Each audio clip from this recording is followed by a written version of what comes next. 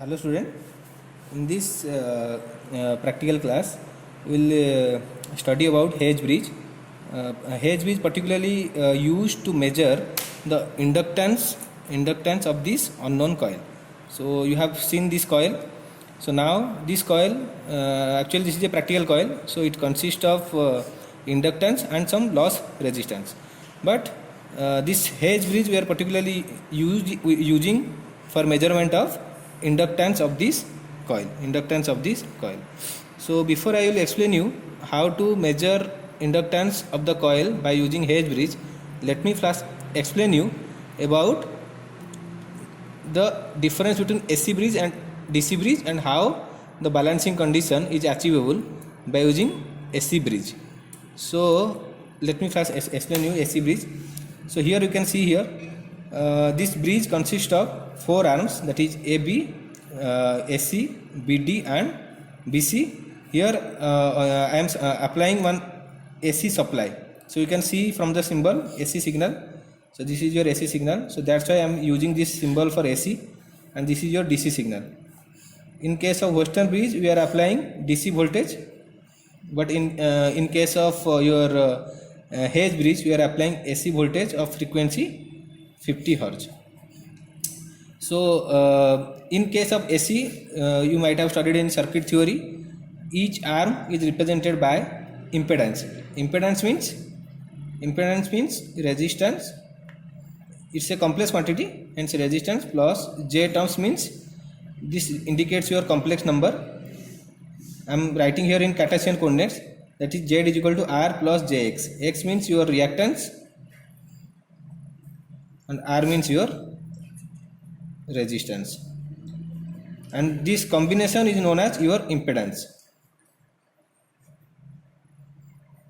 So when I will write you this complex number, you might have studied in complex number, this can be represented in polar form. So polar form is Z is equal to R theta. R means the magnitude and theta means the angle. So how to find the R? R is equal to R square plus x square root over, and theta means tan inverse x by R. So suppose this R is A and x is B, so tan inverse B by A, that means x by R, that gives you the angle of the impedance, and R means the magnitude. This is equal to R square plus x square root over. Actually this represents a circle. This represents a circle where R is the radius of the circle and theta is the angle with which your phasor rotates. So this R theta form is also known as polar form in complex number. So in case of AC bridge, we represent impedance in polar form. In polar form, that means in magnitude and angle form. Z1 theta 1, Z2 theta 2, Z3 theta 3 and Z4 theta 4. Here we can see another, this is your detector. Detector particularly used to indicate whether the bridge is in the balance condition or not, which I have already explained in Western bridge. So how to see that the bridge is balanced? When this detector carries zero current. When this detector carries zero current. So we have to adjust the arm in such a way that this potential drop across this arm BC must be zero. Potential drop across this arm BC must be zero. Hence we can write VAB. So if this potential is VAB, must be equal to VAC, because VBC is equal to 0, because no current is flowing through this detector. This is theoretically, but practically we will see the minimum sound comes out from the loudspeaker is known as your balance condition. But theoretically this detector must carry zero current. That means your galvanometer or your tuned amplifier indicates zero deflection. Zero deflection means no current flowing through that branch.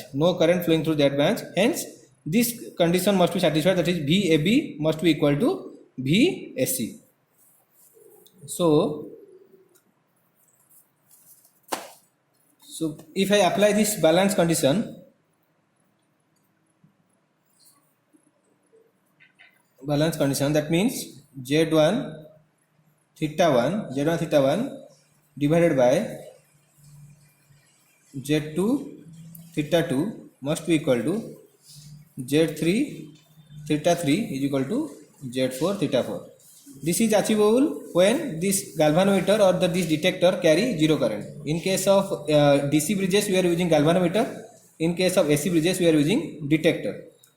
So by cross multiplication, Z1 theta 1 Z4 theta 4, that is equal to Z2 theta 2 Z3 theta 3. So first we need to consider the magnitude. Magnitude means Z1 Z4 Z2 Z3, and then you have phase angle. So by using magnitude condition, what we will get? Z1 Z4 must be equal to Z2 Z3, and from the angle condition, here the angle must be added, magnitude must be multiplied, but this angle must be added. We will study about this in complex number. Theta 1 plus theta 4 is equal to theta 2 plus theta 3. So in AC bridges you need these two conditions for your balancing of the bridge. So when this bridge is balanced, we will by using the formula we are going to calculate the inductance or the unknown inductance, unknown capacitance or frequency from these AC bridges. So AC bridges particularly used to measure inductance, capacitance and unknown frequency of the source. So this is the introduction. So in this practical class we will study about Hayes bridge. So Hayes bridge I am going to explain you.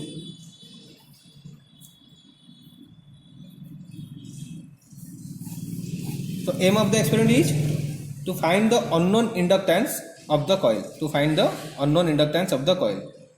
This Hayes bridge is particularly, it also consists of 4 arms. Here you can see A, B, C and D.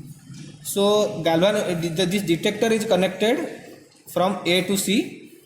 You can see here, and this AB consists of fixed resistance R1 and C1. This BC consists of R2.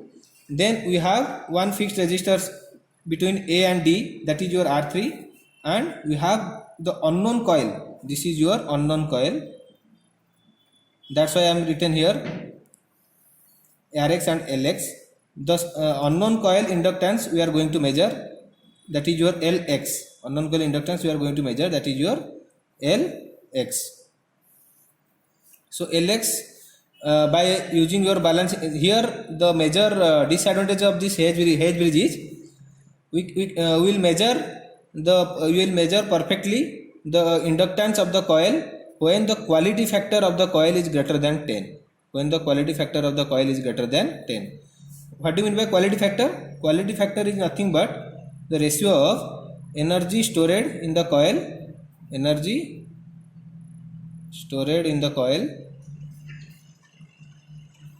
per power dissipation per cycle. Power dissipation per cycle. So quality factor means energy stored in the coil divided by power dissipation per cycle. So basically you always remember inductor and capacitor are energy storing device. So higher the energy storing ability, higher will be the quality factor. Resistance particularly we are not using resistance for storing the energy. Resistance is particularly used to limit the current in the circuit, for which we are using resistance.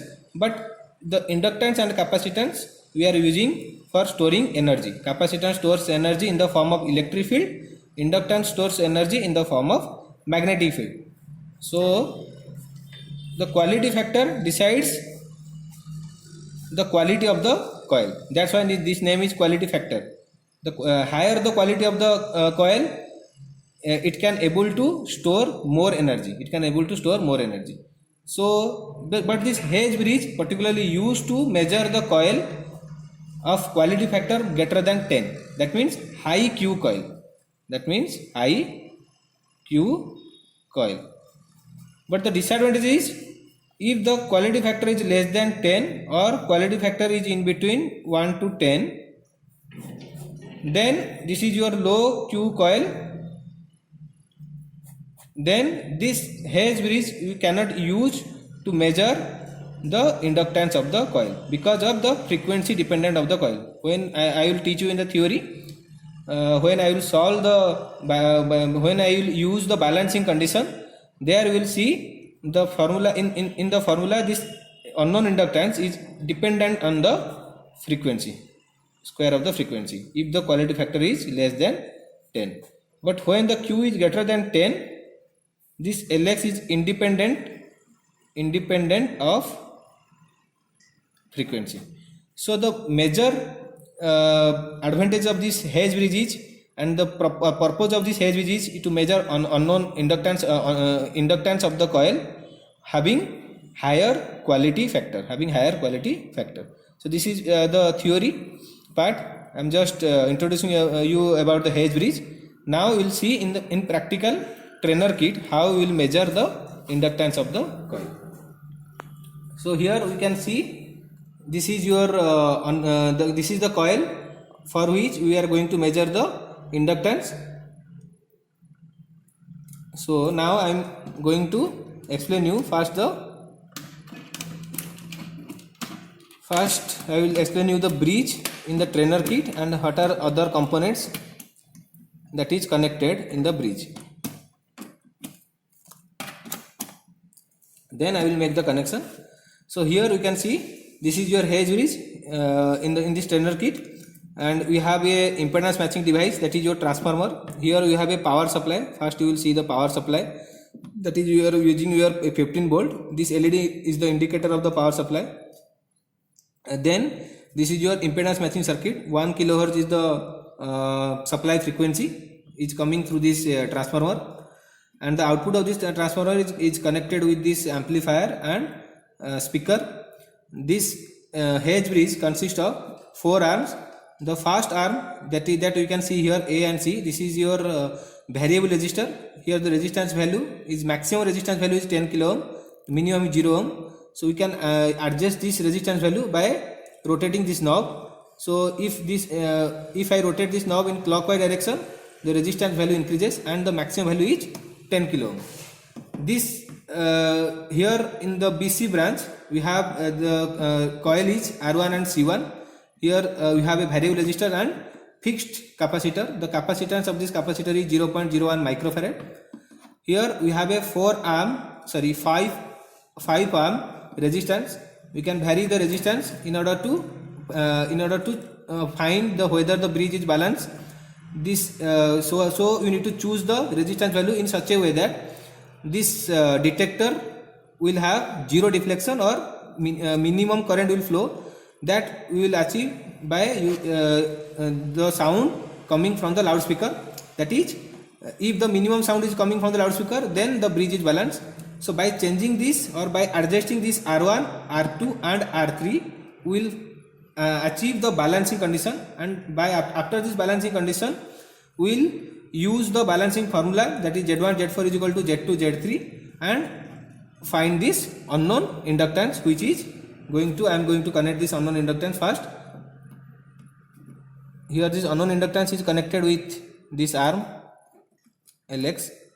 The purpose of the amplifier is to amplify the signal, hence so that it can drive this loudspeaker, because the minimum power is needed to drive the loudspeaker is around your 10 watt. So this purpose of the amplifier to increase the strength of the signal so that it can drive the loudspeaker. And what is the purpose of this loudspeaker? This loudspeaker is the indicator whether this bridge is balanced or not. So if the sounds coming out from the loudspeaker is minimum, that is the condition where your bridge is balanced. So now I am going to make the connection. So before I will make the connection, you just see the wiring diagram. Here the from the output of the transformer will give the supply to the A point. So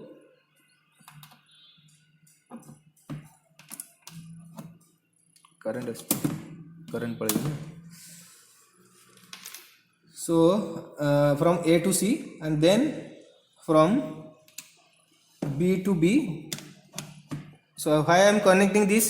This is to give the supply to your bridge.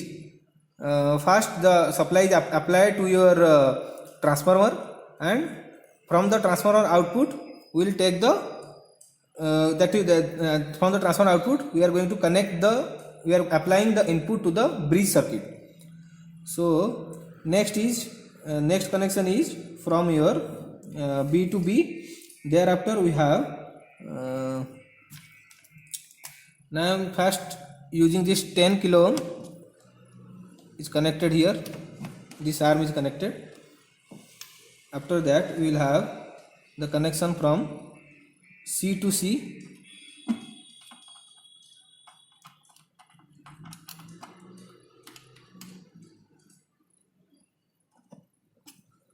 C to C. Then we have the connection from D to input.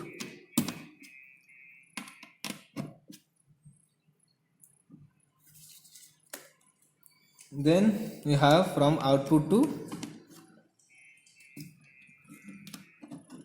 input. This is your from the amplifier to loudspeaker connection. Then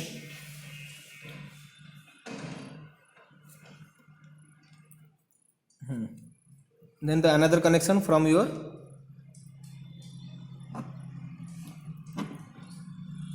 C to amplifier.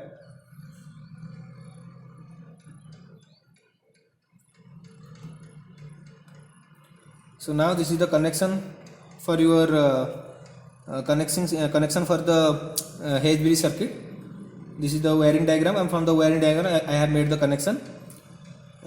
First the transformer to bridge circuit, and from the bridge circuit I have selected randomly here 10 kilo resistance. Now by adjusting this knob we will achieve the balancing condition that I will explain you. Then from this amplifier to bridge connection, and from the amplifier the input from the output of the amplifier to input to the loudspeaker in order to drive the speaker. So this is the final connection.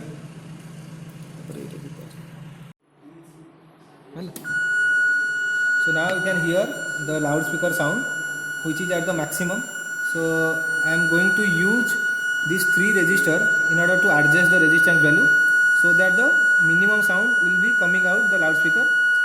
So when the minimum sound will come, then only the bridge is balanced. Then I will use the formula for calculating the value of the unknown inductance.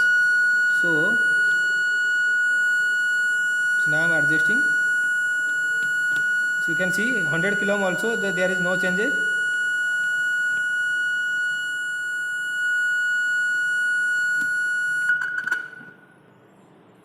At 100 ohm the sound will be 0 or minimum. At 10 kilo ohm the sound increases.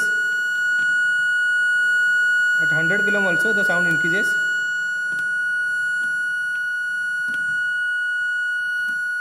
So the minimum sound is at this 100 ohm.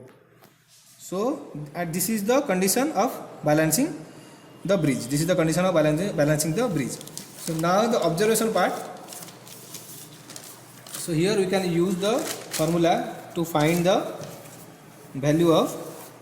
So I am writing here Lx is equal to R1 R3 into C1. So what is the value of R1? Here you can see the R1 is 10 kilo. That is 10k. That is 10 into 10 to the power 3 into R3. R3 value is, I am selecting here R3. R3 is 100 ohm. And C1 here 0.01 microfarad. That is 0.01 into 10 to the power minus 6. So this 0.01 is 1 by 100. So this got cancel out. 10 to the power minus 6 here 10 to the power 4. That is your 100 Henry. What is the unit of inductance? 100 Henry. So this is your observation.